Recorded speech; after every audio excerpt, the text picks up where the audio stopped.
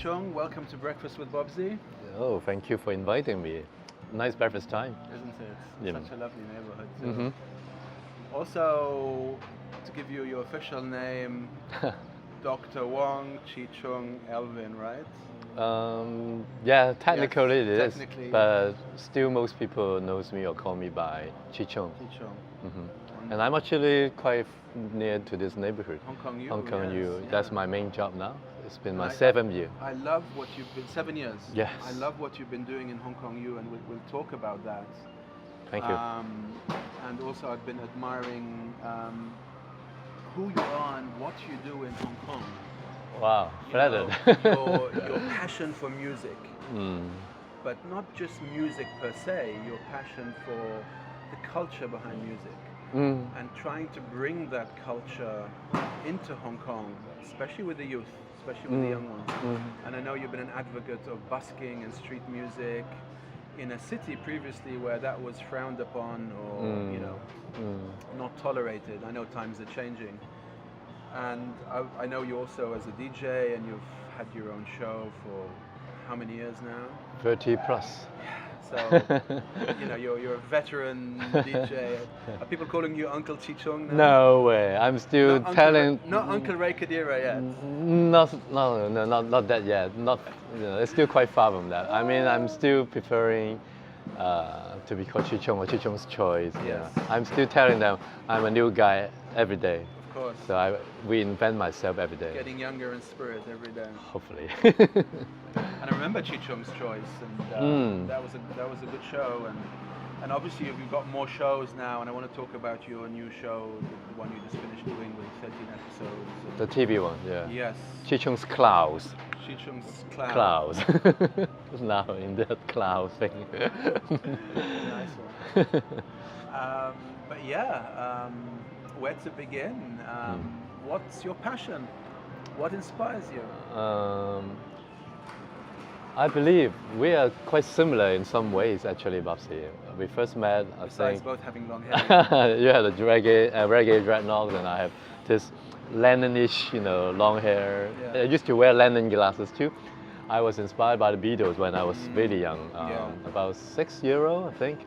The cassette tape era, Let It Be, Hey Jude, and then Lennon, Imagine, Power to the People. Bless his soul. Yeah, all these in my primary years, I think that's the most important seeds. That's from my family's music archive. And then my mother, she's not a musician, but her passion in life, her modest, humbled life attitudes.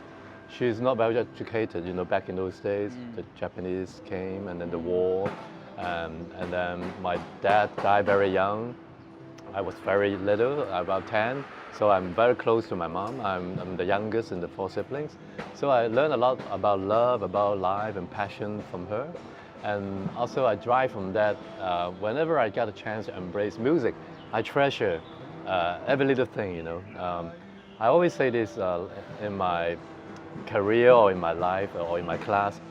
Whenever there's a new song or a new piece of work that inspires me or that touches me, I still want to share with people on the radio, in the classroom, wherever I can. Yeah, of course.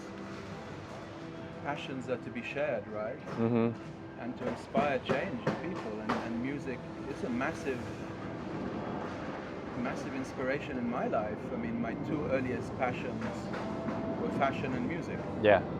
At a very young age, I started paying attention to the hems on the jeans, the size of the pockets, quality of the material. Became very aware of that, and likewise with music. And I know you started very young with your music, and you started with perhaps progressive music for a very young age, right? True. I started with Pink Floyd. Oh yeah. Barclay James Harvest, Yeah. Genesis. Yeah. This is like, thank you. Oh, thanks. Seriously progressive music for a very young teenager. Normally teenagers start with pop music. Pop, yes. But it sounds like you and I have come from a more sophisticated True. beginning in music. True. Those names were in my early days too, like Queen, A Night at the Opera. Yeah. Bohemian Rhapsody is like the anthem at the age of 10, and then wow, it But blows to my understand mind. it at the age of 10, Yeah. that's what I'm getting at. Okay, and also the video, the earliest days of the video, remember? Mamma Mia, Mamma Mia. And wow, how can a singer or a band perform like The that? shadows in the black, and then you see Yes, them. yes, exactly. But one of these turning point is the early 80s though, when I was about 15, 16. Hong Kong has been blessed to have a lot of these records or musicians coming. What I'm talking about is like David Bowie and also the British invasion, so-called. I like those bands. Did like Joy Division come? no, New Order did. And then David Sylvian and his band Japan. I was 15 or 16. I went, wow, I was wearing the Chinese jacket. Remember those days? Tin Drum, the album? Yes. He was wearing the Mao Zedong suit and all the Chinese bowls and chopsticks. Yes. That record and that particular concert was my life-changing. I would call it my live music baptism. I borrowed my friend's camera and Walkman to do bootleg, and then it? I rushed to the first row of AC Hall and see David Sylvian right there, behind all this bass. Wow. Wow, that is You have the photos? mind blowing. I have one or two. I still have the photo. I was wearing this suit on the newly opened MTR line. I live very far in Kwun Tong. This newly opened line. I live in the suburbia, in the government Kwun Tong house. line. Yeah, the Kwun Tong line. And yeah, that was one of the most important days. That a couple of my high school good friends, they're also into these music, the British culture. It was kind of called New Wave back then, wasn't it? Yeah, New Wave, New Romantics, and then another guy from Japan, Ryuichi Sakamoto, and his band YMO was also, wow. They play electronic with fashionable costumes and all the graphic design. Back then, I don't have money to buy records. I only can go to my friend's house. They show me the record, and they did my mixtapes. And then, wow, that is life So you changing. record from LP record to tape Yes, yes. with the old recorders. Yeah, those my friends. Those are my friends' biggest gift to me. His name is Vicky Lam, and he's into fashion and music and What's he doing these days? restaurateur. Yeah, in Hong Kong side. Yeah, and then these few names: David Sylvian, Ryuichi Sakamoto, David Bowie, were my youngest heroes or even idols, I would say. And I've never imagined later in my DJ career or DJ life, I would call it, I can meet them, chat with them, and even somehow collaborate with one or two of them. Like Bowie, I had a Chinese song with him, the Mandarin song in '97. Yeah, tell me about that. Wow, this is mind-blowing. Before the handover of Hong Kong, I think it's around January or February, he had the album out, Earthlink. There's a song called 7 Years in Tibet. And with the promotion, I got invited by the record company. Hey, you got 30 minutes or 20 minutes to talk with David Bowie on the phone. Wow. And then I just... Where was he, in England? No, in Hong Kong. He was in Hong Kong? Yeah, I just called from the radio station in Hong Kong, commercial radio. And then I just prepared tons of questions. And then one obvious question is that... Were you nervous? I was, of course. Even through the phone, I was shivering. But that's just one question that I particularly choose. It's because Hong Kong is about to be handed over back, and then since his multi-talented career, he has done a lot of multicultural events, from jazz to even Indonesian, Japanese. So I just kind of have the instinct to ask him, why don't you sing a Chinese song? As simple as that. And then he said, good idea. Let's do that. And then he got my phone. Back then, we still don't have the handphone or mobile number. I just gave him my office number. And then back and forth a little bit, my colleagues always say, hey, David Bowie called you. I thought it was a joke.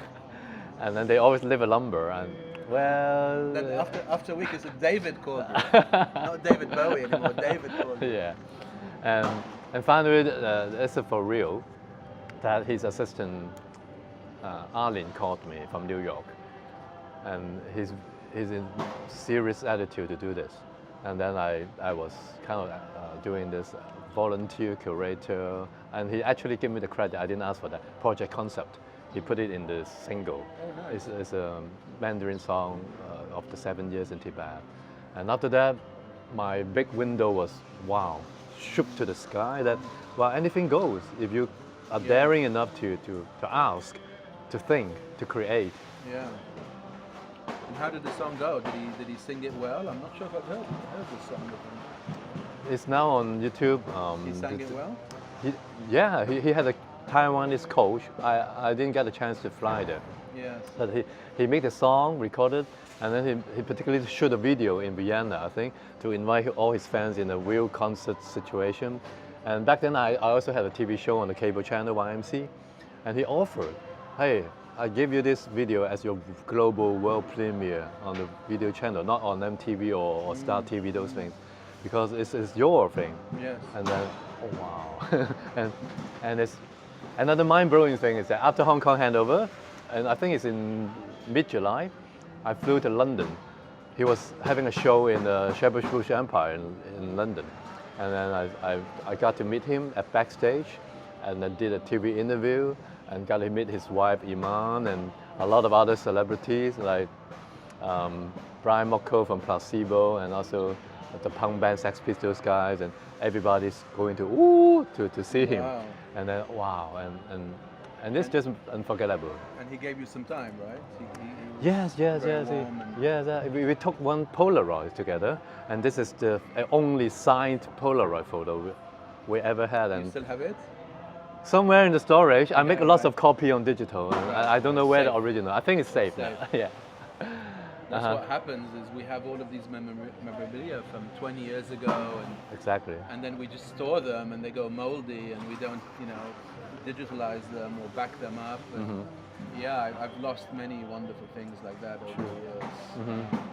And then someone says, "Oh, I'd love to see it. Where is it?" And you start scratching your head. I don't know exactly where it is, but I could find it.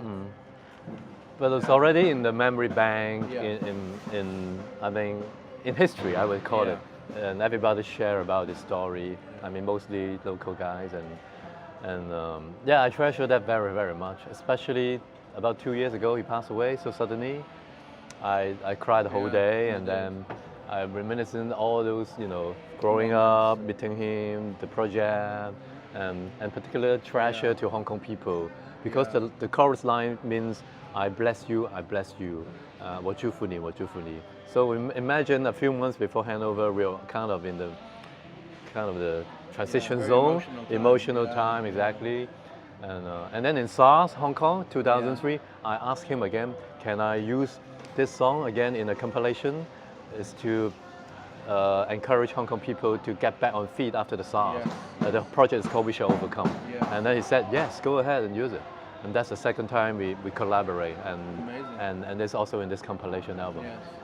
So Bowie, and then one of his another close partner, David Sylvian. I mean he's close more to Ryuichi Sakamoto. Yeah. David Sylvian, legend, another legend, and he sings and writes. He's also a photographer, videographer. Yeah. I didn't collaborate with him, but I met him in person a couple of times. First time in Japan to do a interview. He's very cool, very subtle, laid back, and the more crazy time is 2006 or 7. He and his brother Steve Jensen, the drummer, toured in Hong Kong, and I got to meet him in person, very up close in person, because I'm a good friend of the organizer, and then I received him at the airport, and then we have talk and conversation and all that, and just so memorable.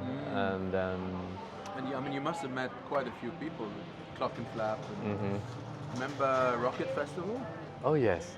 That was the precursor to Clock and Flap. Yes. And actually, without Rocket, there would be no Clock and Flap. Exactly. Justin comes out of that.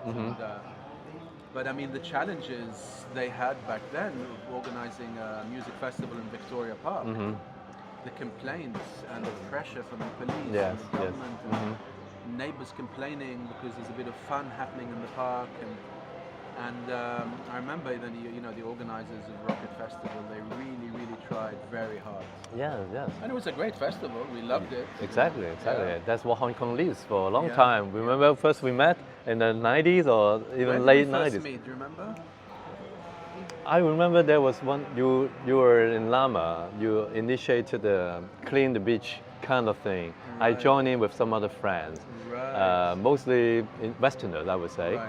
And then we even spent a night by the beach and then something like that. And then clean the beach and you're like the advocate Right. of those days. Right. And later on you have your live cafe Yes. near Soho. Yes. And I went there a lot.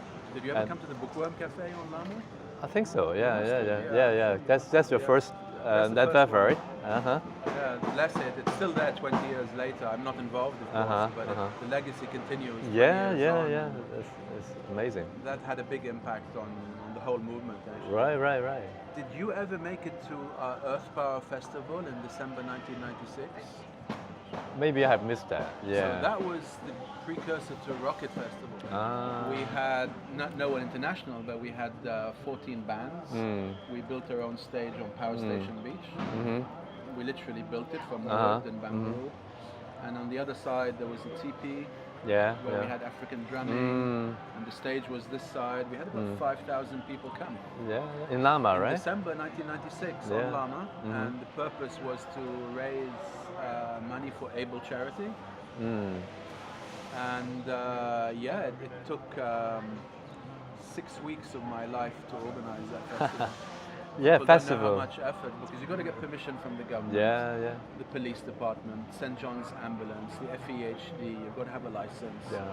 Not to mention back then, pre-internet, the publicity you had to Yeah, do. it's tough. How could you get the word out? Now you just put something on social media, bam. Back then you physically had to get it out. No mobile phones, 1996. Yes. Everything on telephone. Yes. Meetings after meetings, and then physically. Yeah. up a festival. You have to give your life to it. I always have big respect for organizers. Absolutely. So just tons of respect, logistics. right? Yeah, respect. We even talk about bringing WOMAD to Hong Kong. Man, And then it's still our dream. yes. Yeah, because I remember I was in WOMAD.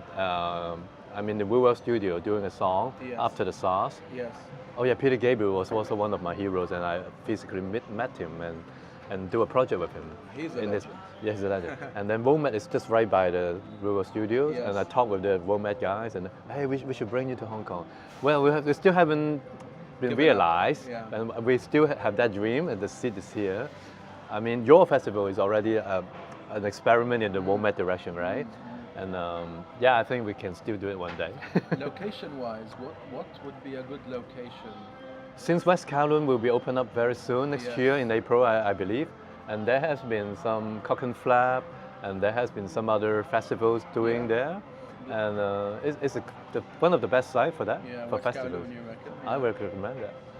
And would Peter Gabriel be up for it, you think? I think we should, pursue for that. So Peter, if you're listening, well, man, Yeah. Hong Kong. Yeah, remember the Popo song? The crazy Hong Kong trip of 40 plus people flying there to have lunch with you and to dance with your kitchen ladies and all that. It's still on video. Popo. I'd love to see that video. Yes. Is it out on YouTube? Yeah, it is. Yeah, Popo song. Popo Because song. after SARS, everybody was still afraid of touching people, Yeah. holding the doorknob, and people are just distant from each other. I remember Scared. the sea of masks. walking around Exactly. Hong Kong. And this is another project I was inspired by all my heroes. And for this particular one, I think Ryuichi Sakamoto really inspired me. First, because of his passion in life and music. And then in the year 2001, I think, he has a project called Zero Landmine. And he brings his laptop to where landmines are serious.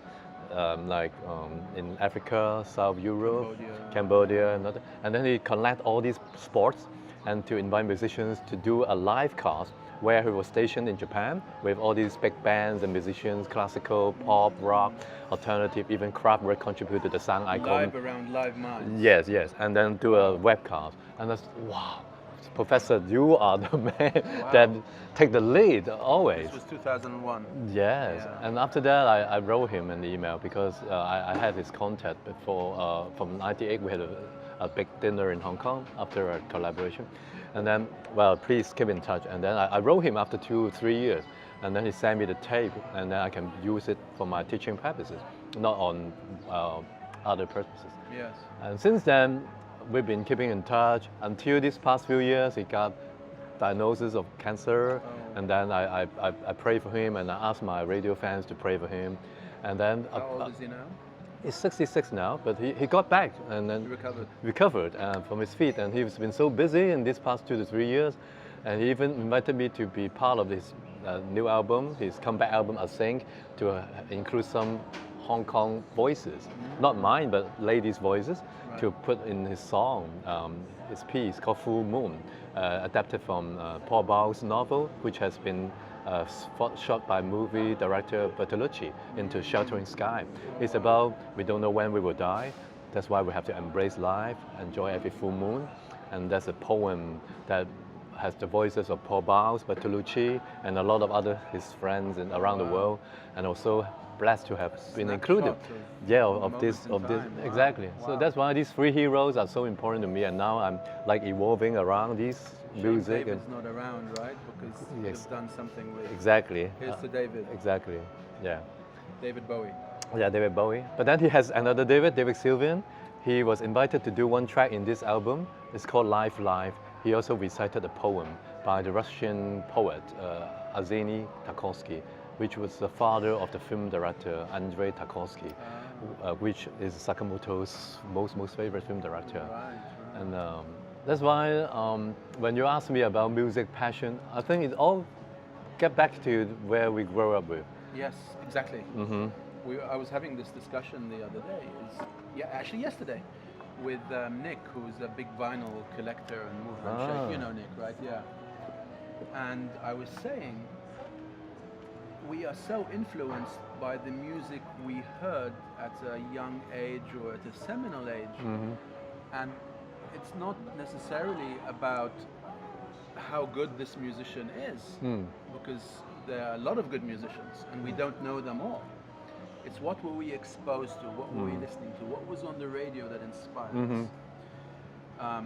So our knowledge is limited, it's kind of biased a little bit to the artists that we know, because we don't know all the artists. And some people say, oh, this band's the greatest and this artist's the greatest. And I always say, well, do you know these other artists? If you don't know them, how can you compare, So music is a very personal thing, is what I'm trying to say.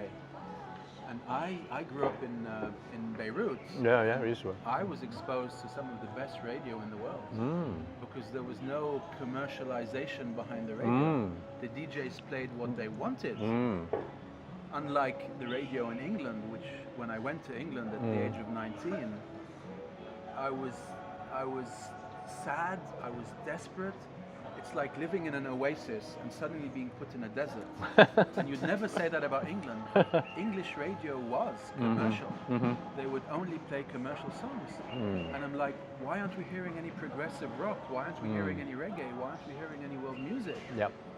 All they were playing was Top of the Pops, and I'm saying this is dumbing down English music, and I'm not even fully English. I'm coming from Beirut, and I know more about English artists than my friends than in the England. locals.